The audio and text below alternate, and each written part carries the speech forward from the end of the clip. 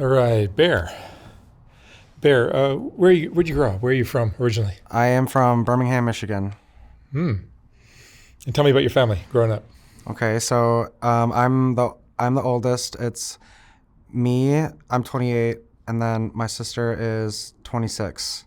Our mom passed away when I was a year and a half years old, and my sister was 9 months. How'd your mom pass away? Breast cancer. Sorry. Yeah, it's shit happens. It was just me and my dad and my sister for the longest time until, yeah, it's always been just us. How would you describe your childhood? Um, like school was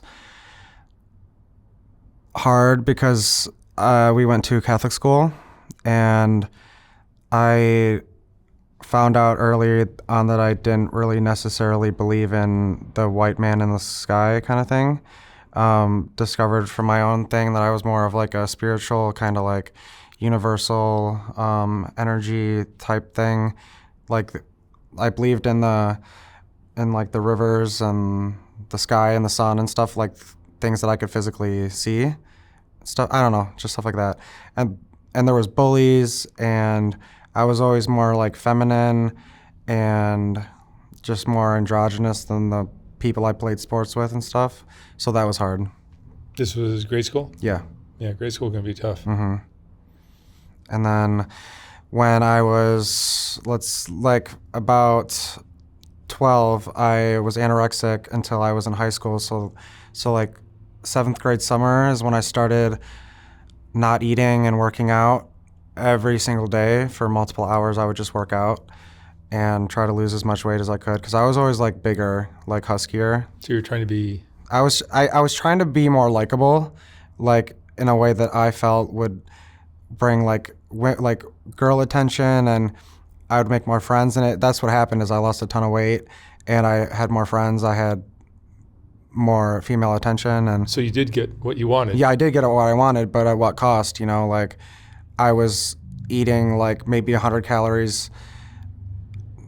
I'm sure it was more than that, but it felt like 100 calories. It was like a cracker, and I would count the calories, and I would like go on the Stairmaster for an hour to burn 1,000 calories every time. I would just run on the Stairmaster, and yeah, and then I figured out that This could be a hard way to go through your day. yeah, yeah, it was hard because it was like, so I'm skinny, but when do I stop like starving myself? And then the attention, and it was all good and bad. Do you end up hating yourself when you're doing that? Yeah, it like segued into like self-harming, and like it was like I was bigger as a kid all the way up until I was 11 or 12, and then I dropped a ton of weight, and then it slowly started to go up again because I was like smoking weed, and I was like I wasn't like drinking, but I was like, there was like a few weeks where I just drank every night as like a 15-year-old, and then I stopped that because I didn't like the way it made me feel, because I was like fucking like suicidal, and like I was just like laying there just like crying, and it didn't matter who I was with. It didn't matter what I was doing. I would just lay there and cry. Like I had a girl over, and I'm just like crying with like rum in my hand. Like that's not for any 15-year-old should be doing that. And I smoked weed for a while, and I had a bad reaction to it.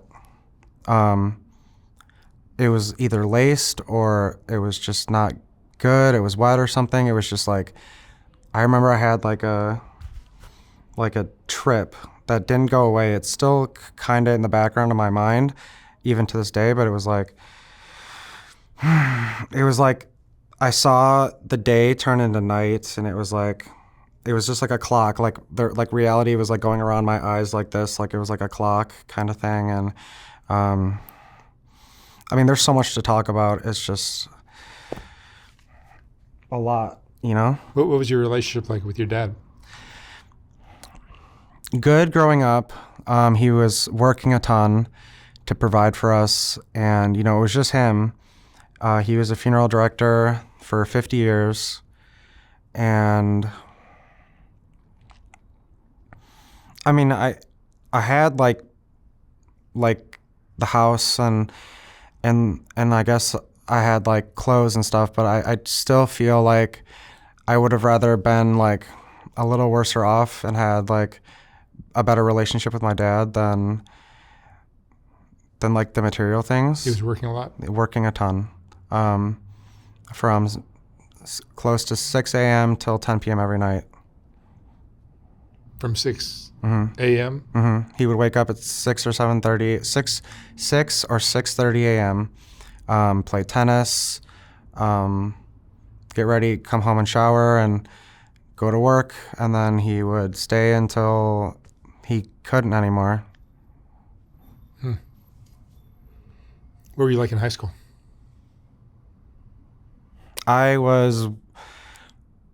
had like a blog on Tumblr, and do you know what Tumblr is? I do. Okay. I had a blog on Tumblr that was really popular, I think. I had like 30,000 followers by the end of it. I would just post like whatever I felt was interesting, like BMXing or tattoos. I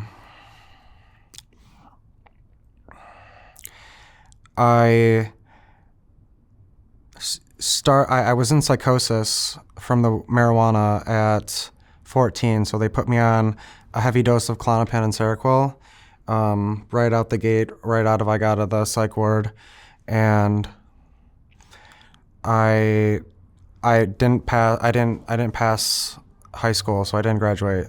So marijuana gave you some problems? Yeah, psychosis, yeah. From marijuana? Mm-hmm. Have you played around with other drugs? Nope. That was enough for me. That slight. It wasn't slight. It was almost like schizophrenia, but it dimmered down after a while, after years and years of therapy and going through like in and out of psychosis. It was just something that happened. It might have been laced. I don't know what happened. They never drug tested me after that happened. But so now you use nothing? Nothing. No, I'm sober. Good for you. Thanks. What are you doing for work? I've been on disability since 2017. I was diagnosed with agoraphobia in 2016. On my 19th birthday, I spent my 19th birthday, my 20th birthday, and my 21st birthday inside. I didn't leave the house for 2.5 years. For 2.5 years, you stayed inside? Mm-hmm. Yeah. Because of agoraphobia? Mm-hmm. Wow. What led it to the agoraphobia was I broke my left foot just walking down the street with a friend. I stepped off the curb and it just cracked right here. And then I had a cast on my foot. And a week later, I was walking out the door to go to therapy, and I broke the same spot on the right foot. And so I was bedridden for a couple months. Too bad you couldn't coordinate this with COVID. Yeah. Whenever I say I was agoraphobic, people were like, oh, yeah, like I'm sure everyone was during COVID. And I'm like, no, this was like several years before COVID. Right. You're just ahead of it. I was just ahead of it. Yeah. So it was kind of nice, like having a reason to indulge in the agoraphobia when I was like already past it. Like I went to LA, the Palisades to get rehabilitation for the mental stuff. And then my aunt picked me up and we drove all the way to San Francisco, and I stayed there for 2 or 3 months. And then I said, I'm homesick, like I want to go home. So I had my dad drive out here and he picked me up and we drove all the way home.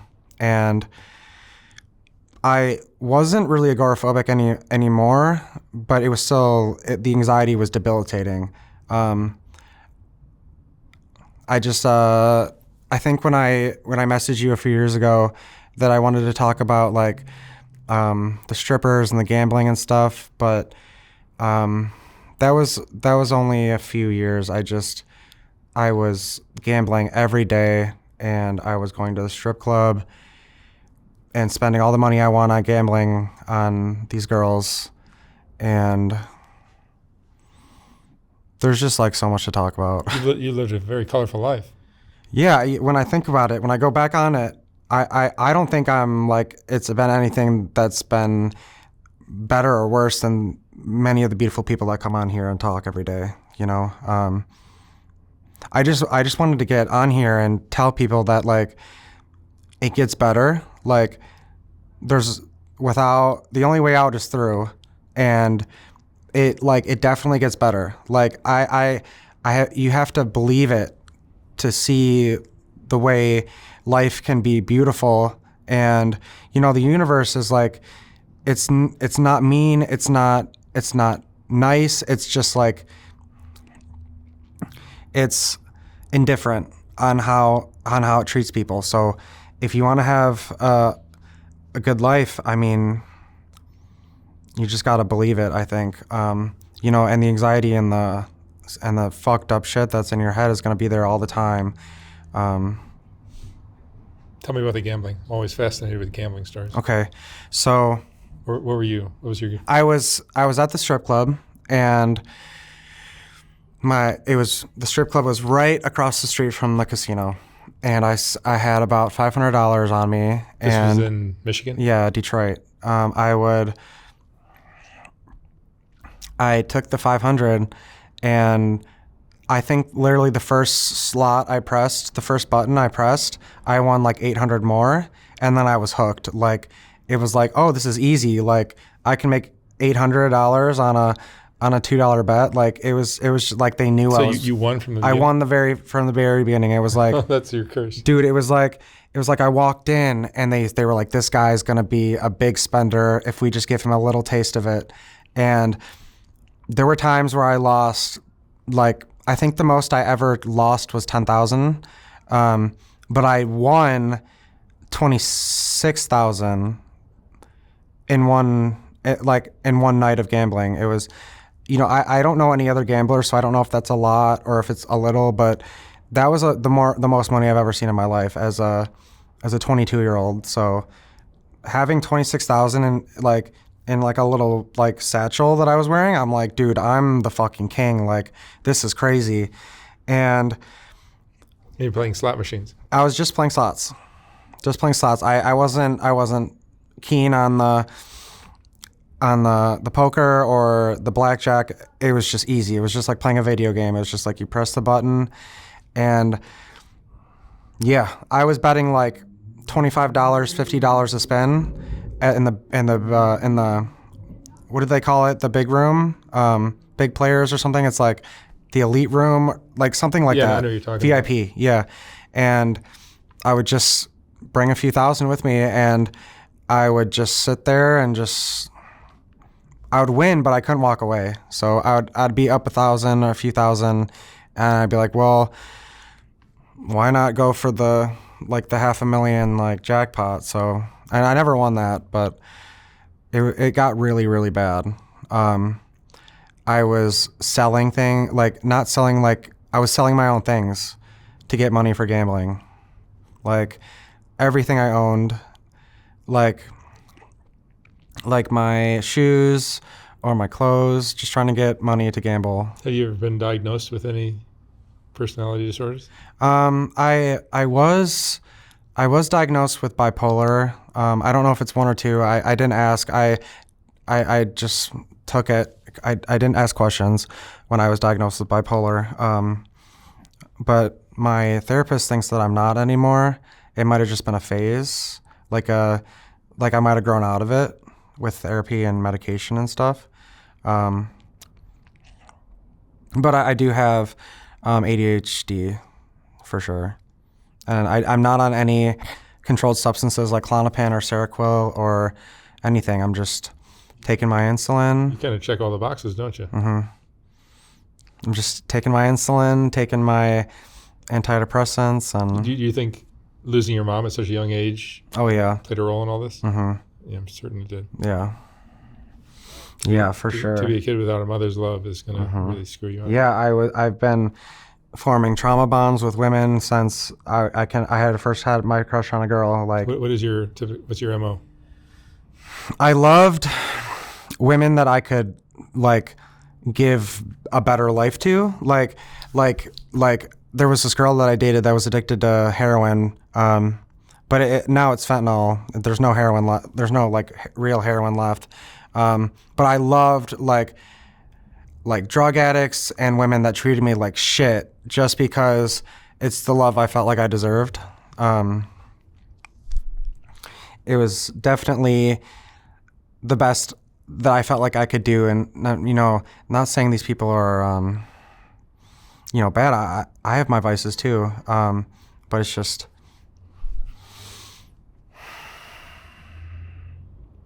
I loved being treated like shit.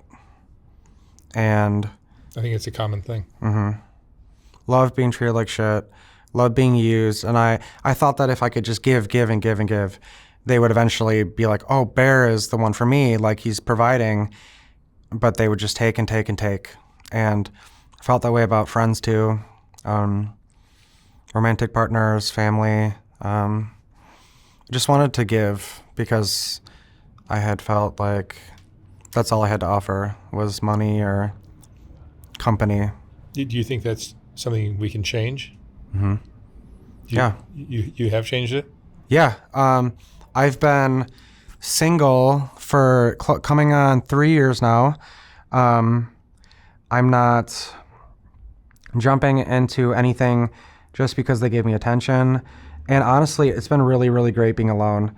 It's been really scary at first, but I know what I want out of a partner. I know what I want out of this life. I know that I'm not going to stop until, I'm not going to settle. I'm not going to settle for anything less than what I deserve. And if those people came around today, I think confidently I would be able to say, no, I'm good. I wish you the best. I love you, but I can't do that anymore. And I think I would. I think I'd be okay. You have a lot of tattoos. Have you covered them up with all the black arms? Yeah. So rather than having them removed, you just I've had some. So I got my first tattoo right here when I was 15, and then there's all this stuff underneath the black ink, but it's not completely blacked out yet. I haven't had the money to finish my tattoos. But I had a whole sleeve under here, got this blacked out. I did laser. I had my whole face tattooed, and then I did laser for a few years. I said, fuck that. This is too painful. I actually like my tattoos. You did laser. What does that mean? I did the laser removal. So you had them removed? They weren't all the way removed, but you can tell they're lightened right here. And then I have two right here that are newer, so you can tell the contrast. Like these ones back here are all lasered off, and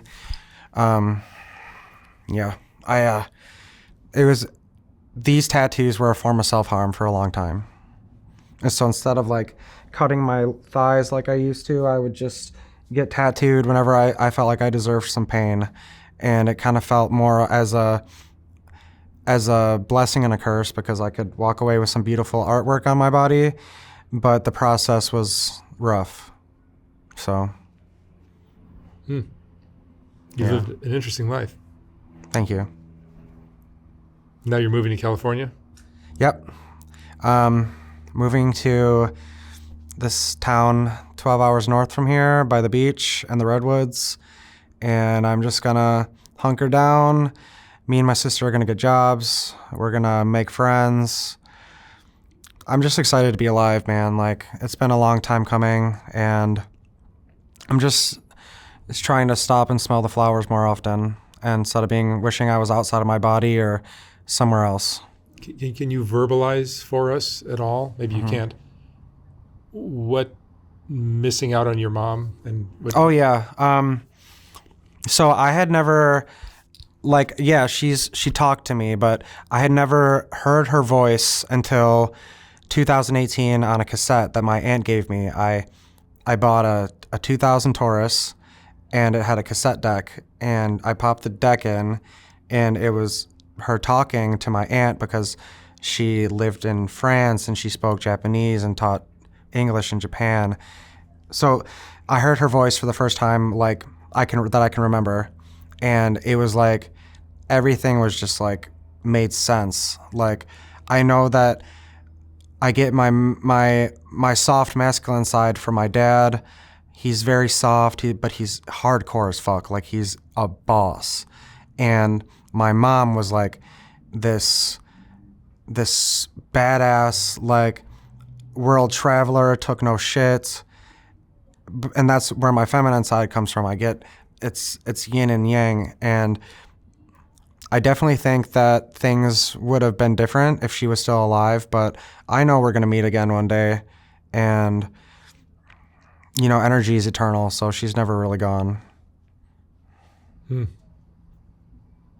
Life is interesting how you get these twists and turns, isn't it? Mm-hmm, for sure. For sure. What other twists and turns has your life brought you? Because you seem pretty normal, except for the giant black neck. I don't feel normal. Like crossing the street is the scariest thing ever. I have to I mentally prepare, and then I have to run across the street like my head's gonna explode or something if I don't get out of this open area ASAP. Like I have to be close to walls. I have to be just not out in the open. It's so scary. It's the scariest thing in the world. Being in an open field is probably my worst nightmare. Being out in the open. Nothing surrounding me. I'm the opposite of claustrophobic. I love small spaces. I love being confined. Do you think that's a product of your mom's? No. Yeah. Well, leaving? I think it could have something to do with it. But I've just been hurt so many times by people and by myself and by just existing that I feel like if I can't see like what's exactly in front of me or on the side of me, I don't know how to plan for it. So if there's just emptiness or not emptiness, but if there's just eternal like openness, like where do I go but up? You know, I think I'm afraid of success, honestly. That's interesting. Mm-hmm. And your dad's still around? Mm-hmm. He's back in Michigan. He's retired. He's playing his golf. He's playing his tennis. I had to leave my dogs in Michigan. Daisy, I don't know if you saw her, but my dog Lila, they are grandmas now. I miss them a lot, but hopefully I'll be back by Christmas to see them. Yeah. You were talking about the women that you're attracted to. Has that changed? Yeah. I only want a woman that can provide. That I want to amplify her life. I don't want her to. I don't want us to be codependent on each other. I want to add. I don't want to. Oh, fuck. I'm trying to think of like a way to describe this. It's like I want to be okay without her, but if she's there, it's like an enhancement. It's kind of like we're best friends. That sounds pretty normal. Yeah, she can buy her own dinner, but I can get the tip, or I can buy dinner, she can get the tip, kind of thing. We can give and take. We can balance off each other, not just me giving and giving and giving and giving until I have nothing left. Which is what you did in the past? Yes. And why do you think you did that? I don't know. I don't think that's that unusual. There's probably a lot of guys doing that, and women. I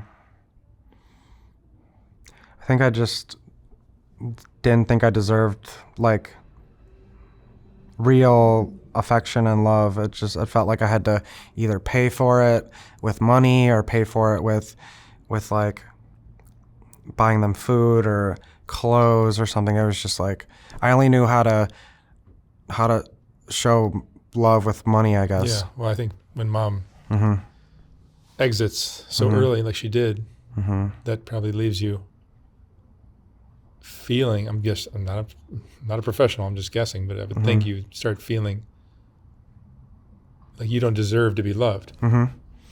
Like abandonment. Abandoned, yeah. Mm-hmm.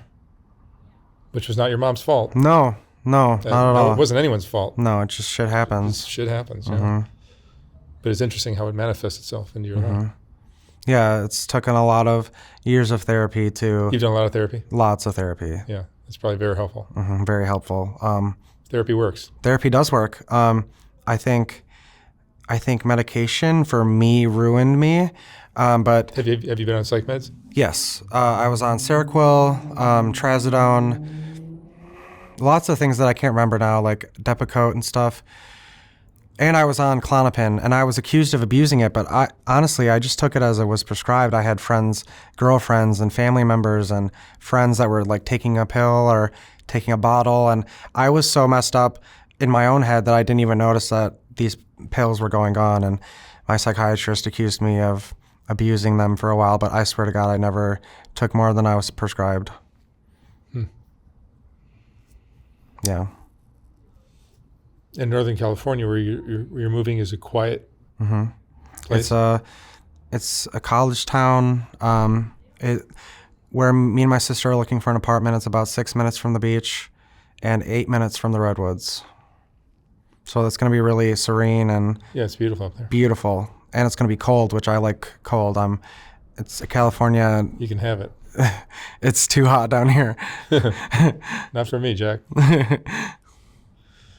Well, Bear, your story is very interesting. Thanks. I wish you all the luck in the world with your new life, really. Thank you, Mark. Thank you.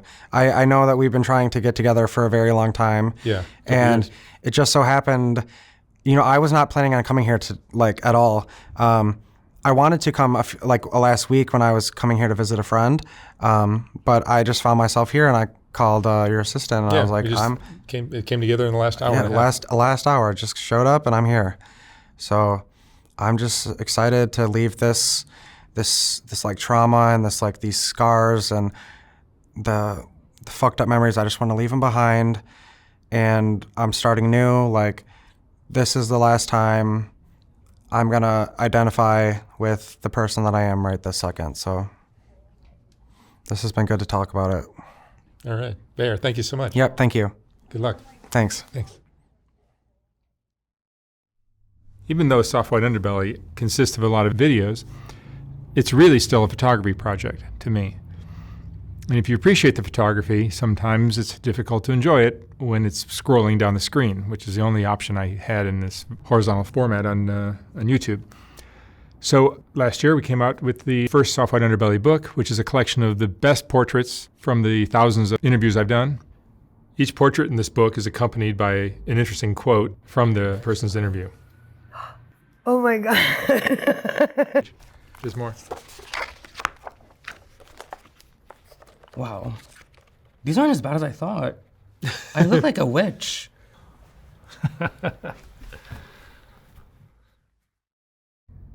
I will not be reprinting this book when it sells out. So once it's gone for good. You can order yours at softwhiteunderbelly.org. $125, $150 for a signed copy. And thank you for watching.